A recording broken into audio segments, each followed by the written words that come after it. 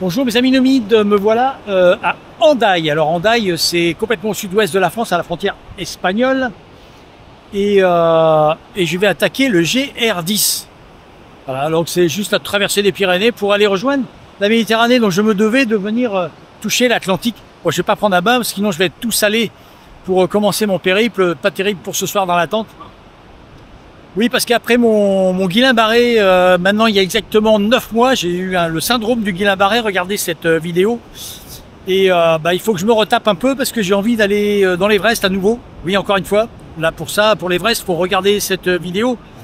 Et ça fera 6 fois. Et si j'y vais. Et donc là, j'attaque le GR10 dans Hendaye. Quoi dire de plus? Ah oui, c'est parce que je veux savoir si je suis encore en forme pour marcher pour l'Himalaya. Allez, c'est parti. Voilà, c'est vraiment Hendaye, hein. Je suis devant l'ancien casino. Et il faut que je revienne en arrière parce qu'il faut que j'aille par là-bas. Donc, la mer est là. C'est joli, hein. Mais il faut que je m'enfile dans la ville. Je traverse la ville et je vais vers le sud, bien sûr. Je suis désolé pour les véloteux qui me suivent depuis des années. Ça va pas être une balade en vélo. Ça va être une balade à pied, parce que je me sens pas de refaire sur un gros truc, un gros périple en vélo. Ça viendra peut-être, j'espère, parce que pédaler 12 heures par jour, mon cœur, faut qu'il se refasse une santé, quoi. Bon, ça me rassure, hein, je me suis pas trompé. Oui, je quitte enfin Hendaye, si je puis dire. Il y a encore quelques maisons éparses, mais je quitte la ville.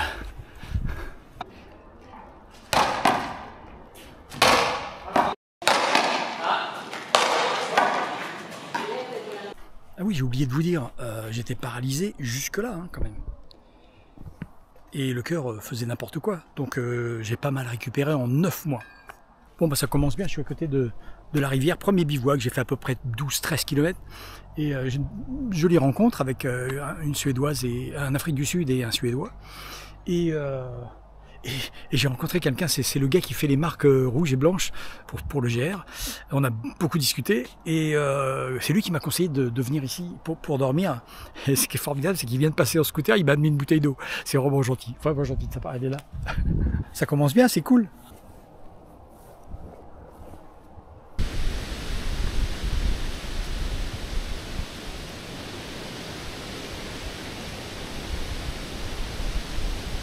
Le GR10 a été dévié. Il y a des problèmes de câbles haute tension qui sont tombés.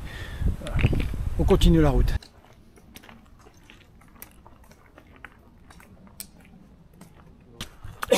On fait pas le GR10 nous?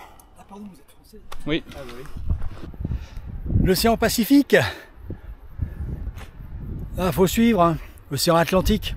Là, on aperçoit Saint-Jean-de-Luz. Hendaye est derrière cette colline. On aperçoit la plage, la grande plage qui commence de la côte atlantique. Et on aperçoit même Biarritz tout au fond. Génial, non? Je viens de manger des murs, c'est pour ça, j'en ai dans les dents.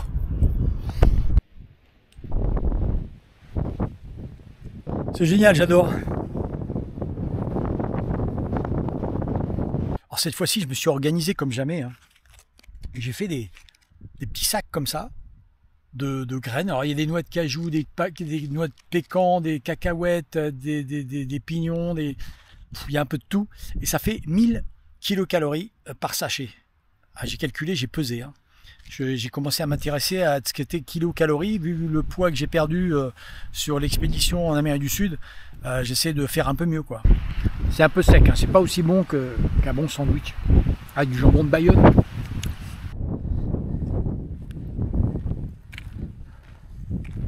Sur ce chemin, il y a des restes de dolmens. Alors bon, ça date de la proto-histoire, hein, ça date pas d'aujourd'hui.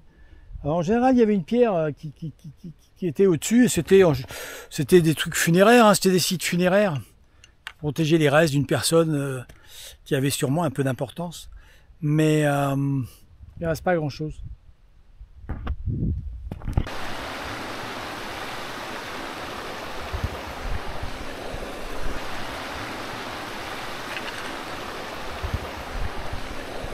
Fin de deuxième journée, deuxième bivouac. Sympa comme coin, très joli. Mais le problème c'est ça, quoi. Bon, mais il a fallu tout remballer sous la pluie. Et puis trouver un moment peut-être dans la journée à faire sécher tout ça, on verra quoi. Donc 3e jour qui commence et puis il fait pas très beau, quoi. Petite pause pour boire un coup. J'ai mon sac mais il pleut pas mal, hein.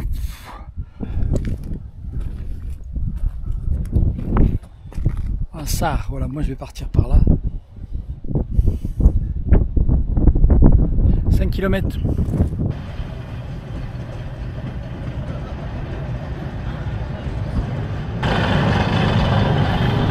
Le petit train qui monte à la Rune, il va jusqu'en haut, hein.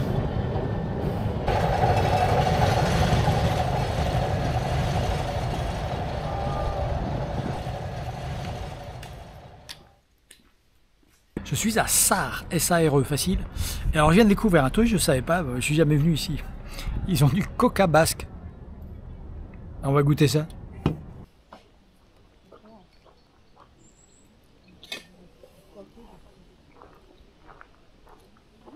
Bon, ça c'est un truc que j'avais jamais vu, c'est les barrières. Même chez les gens, ils mettent des barrières comme ça.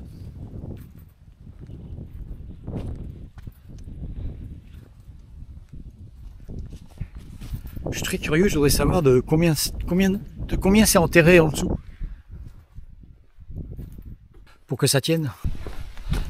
Mais elles sont hautes, hein, des fois, regardez. C'est vachement haut. Ça doit peser une tonne ce truc. J'aimerais bien les voir, les mettre.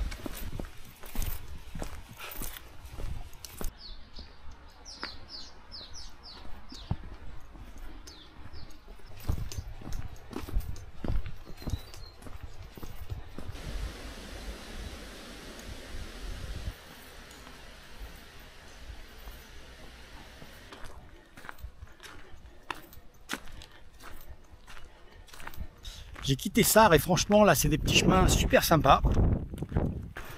Et donc pour les GR10, vous ne chargez pas en nourriture parce que finalement pour l'instant tous les jours on peut se ravitailler, hein. Bon, moi j'avance pas vite, hein. Je fais 14 km là pour l'instant par jour. Tranquille. Mais comme on dit, qui veut voyager loin ménage sa monture. Donc salut les filles. Et donc voilà.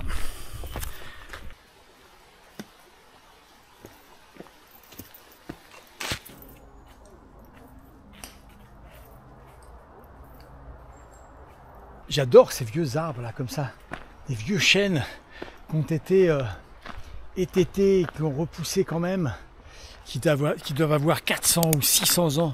Magique ce qu'ils ont vu passer, parce qu'à l'extérieur c'est la même écorce, ça pousse à l'intérieur, ça veut dire que cet arbre a vu passer des gens en 1500 et quelques, 1550. Waouh, ça m'émeut, ça aussi. Il y a beaucoup de choses qui m'émeuvent, émouvoir. Alors cette rivière, la Nivelle qu'on aperçoit, est supposée avoir des saumons d'Atlantique qui remontent pour frayer. C'est incroyable quand même. Je savais même pas que ça existait encore en France, ça. Alors il y a un patrimoine, c'est un patrimoine naturel protégé bien sûr, hein. J'arrive à Ainhoa, très joli petit village basque.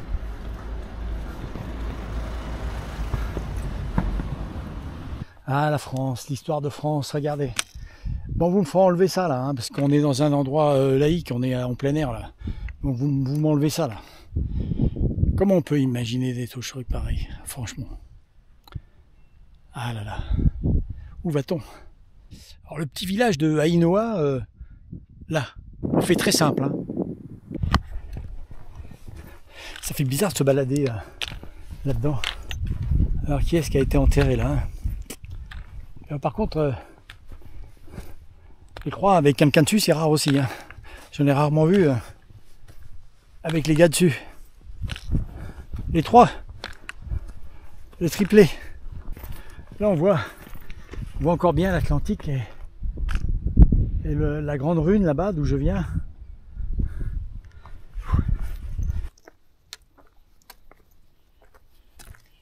Pour ceux qui veulent faire le GR10, à savoir, c'est qu'après cette fameuse chapelle au-dessus de Ainhoa, je me souviens plus du nom. je le marque. Eh bien, il y a un captage d'eau potable après la chapelle quand on va vers le col de Vaux. Donc c'est bon à savoir. Une grosse prise d'eau, donc vous chargez pas trop pour porter de l'eau en partant du village, quoi. Et à la chapelle aussi, il y a un point d'eau. Juste derrière, il y a un grand disque et il y a une sorte de robinet où on appuie dessus, ça marche très bien. De l'eau fraîche.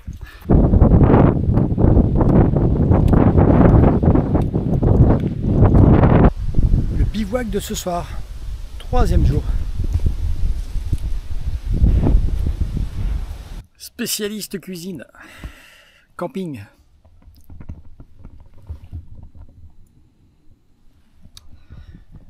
Ça rigole pas. 3 étoiles. J'ai regardé la météo, ils annoncent 60-70 km/h de vent. Ça va être dur pour la petite tente là.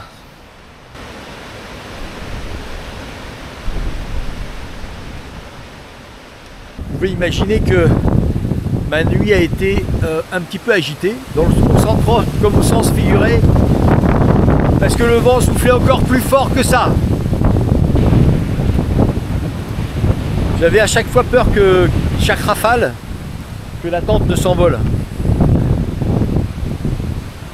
Je suis au col des Vaux, V-E-A-U-X, et je suis bien accompagné. C'est parti. Je connais pas trop la route là. Je pense qu'il faut que j'aille par là-bas. C'est beau, non?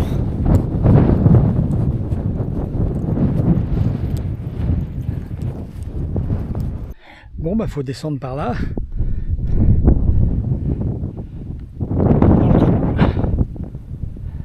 Bon, on va y aller doucement, hein. La descente. Allez, go.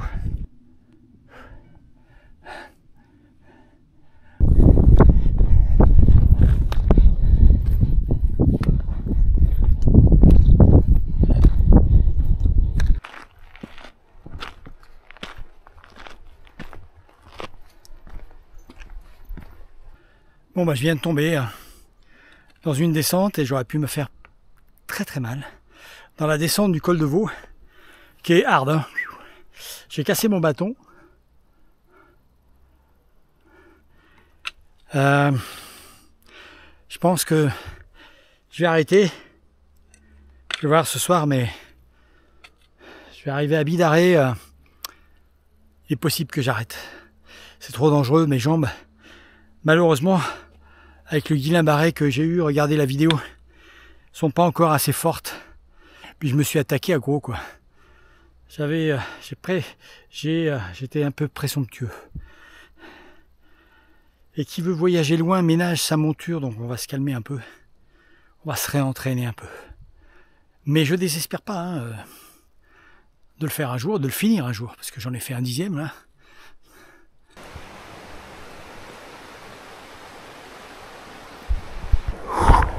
Waouh, elle est glacée. Oh. Oh, ça fait du bien, ça fait tellement de bien.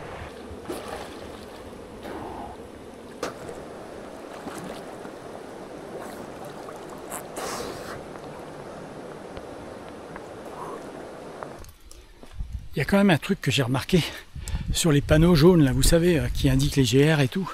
Franchement, les distances, elles sont pas très fiables. Et puis, je vous parle même pas du temps, parce que ça dépend des gens, hein. Bon, ça donne une information, bien sûr, mais... La route vers Bidarré. Je me disais aussi, ça circule pas beaucoup. Ah, ben voilà. Bloque complètement la route. Hein. Enfin, toujours est-il que je vais arriver à Bidarré. Je vous mets quelques images. Mais ma décision est prise. Je ne suis pas encore en forme pour affronter ce fameux GR10. Donc j'irai m'entraîner près de chez moi.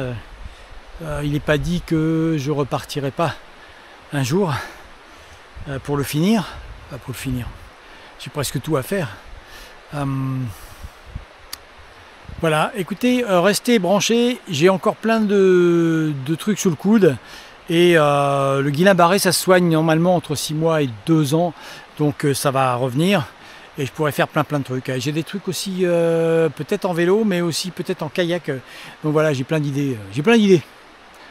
J'aurai jamais assez de ma vie pour tout faire. Allez, ciao mes amis. À très bientôt. C'était la partie 1 du GR10. Il va falloir passer maintenant. Mais il y a la terre tombe encore, donc ça vient de tomber. C'est la jungle, c'est la jungle. C'est là. Mon sac qui passe pas. C'était la dernière aventure de la journée. C'est là. Ah putain. Qu'est-ce qui accroche là? Ah.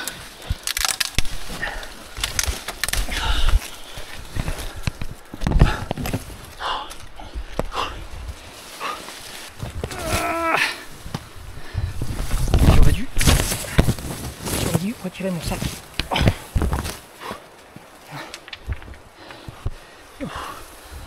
Juste au moment où je me dis je vais abandonner parce que mes jambes ne me portent plus, je vois des lamas.